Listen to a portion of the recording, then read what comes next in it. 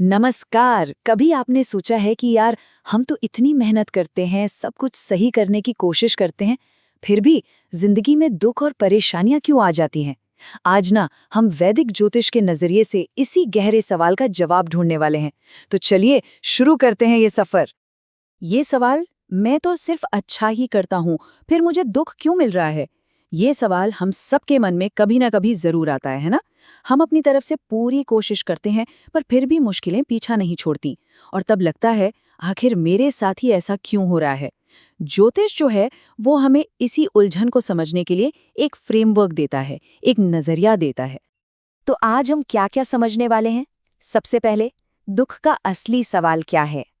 फिर कर्म के 3 नियम क्या हैं और ये सिस्टम काम कैसे करता है। उसके बाद देखेंगे कि हमारी जन्म कुंडली में कर्म के क्या संकेत छिपे होते हैं।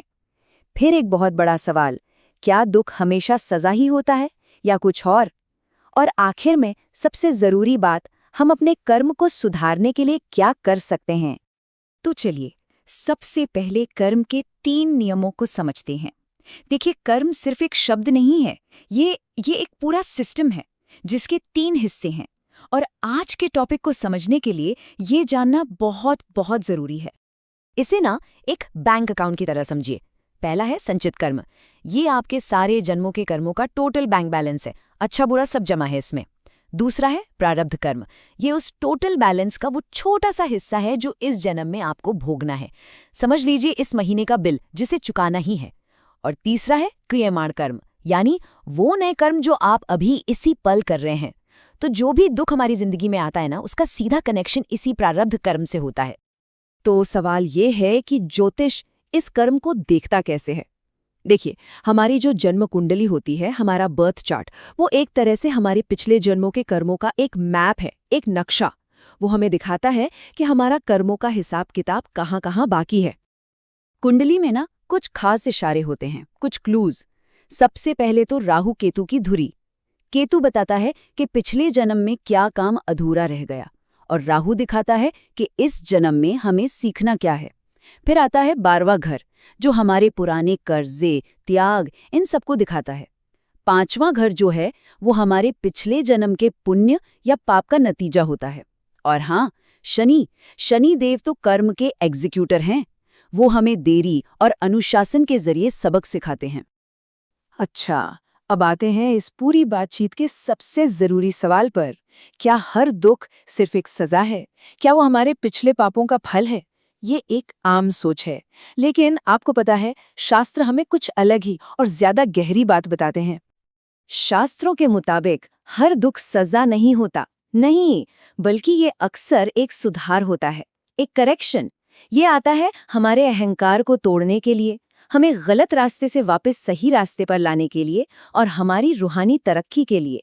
आप सोचकर बताइए, आपके जीवन में जब कोई मुश्किल आई तो उसने आपको क्या सिखाया? क्या वो सिर्फ एक सजा की तरह महसूस हुई या एक सुधार के मौके की तरह? नीचे कमेंट्स में जरूर बताइएगा। तो फिर ये कैसे तय होता है कि हम किसी दुख को महसूस कैसे करेंगे? यहीं पर एंट्री होती है बृहस्पति की, यानी गुरु ग्रह की। गुरु जो हैं वो कर्म को खत्म नहीं करते, लेकिन वो हमें उस दुख को समझने और उससे सीखने के लिए ज्ञान और सही रास्ता दिखाते हैं। और यही वजह है कि आपने देखा होगा, कुछ लोग बड़ी से बड़ी मुश्किल में भी एकदम शांत रहते हैं, रास्ता निकाल लेते हैं, और वहीं कुछ लोग छोटी सी परेशानी में भी बिखर जाते हैं। जिनकी कुंडली में बृहस्पति मजबूत होता है, उन्हें दुख के साथ साथ उसे समझने और उससे निकलने का मार्गदर्शन भी मिल जाता है।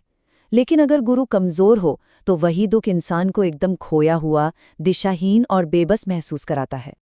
तो क्या इसका मतलब ये है कि हम बस किस्मत के हाथ की कठपुतली हैं? क्या हम कुछ नहीं कर सकते? जी नहीं, बिल्कुल नहीं। अब हम बात करेंगे उस सबसे जरूरी हिस्से की कि हम खुद अपने कर्म को कैसे सुधार सकते हैं।